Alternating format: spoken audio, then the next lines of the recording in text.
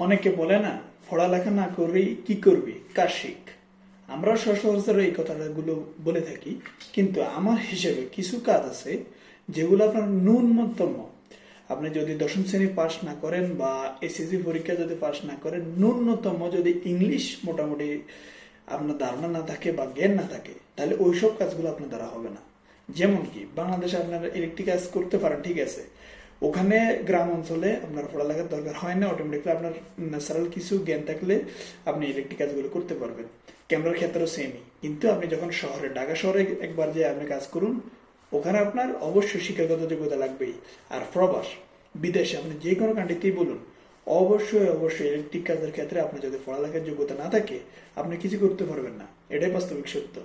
আর বাকি হয় আপনার যে কোনো কাজ, টেকনিক্যাল, আপনার ক্যামেরার কাজ বা আপনার একটা সিপিইউর কাজ। সিপিইউর কাজ তো বাদে দিলাম, ওটা ইলেকট্রনিক কাজ, ওটা আপনার ইঞ্জিনিয়ার ছাড়া হয় না। কিন্তু ক্যামেরার কাজ আমরা সচরাচর অনেকেই করে থাকি। ওখানে কিন্তু আপনার টেকনিক্যাল নলেজ বা ইংলিশ নলেজ যদি আপনার না থাকে, তো অবশ্যই আপনি ওই কাজগুলো করতে পারবেন না। তো অবশ্যই ধ্যান রাখবেন যে ন্যূনতম এই টেকনিক্যাল কাজগুলো করার যখন আপনি ইচ্ছুক হবেন, অবশ্যই দশম শ্রেণী এবং দশম শ্রেণী পর্যন্ত না পড়েন, ইংলিশের উপর ধারণা একটু রাখার চেষ্টা করবেন। যখনই আপনার যে কোনো বৈদ্যুতিক জিনিস বা বৈদ্যুতিক কিছু সংকেত, বৈদ্যুতিক কিছু ক্যাটালগ পড়ার ক্ষেত্রে আপনার ইংলিশগুলো কাজে লাগবে। আর অনেক সময় ইঞ্জিনিয়ারদের সাথে কথা বলতে আমাদের এই জিনিসগুলো কাজে লাগে থাকে।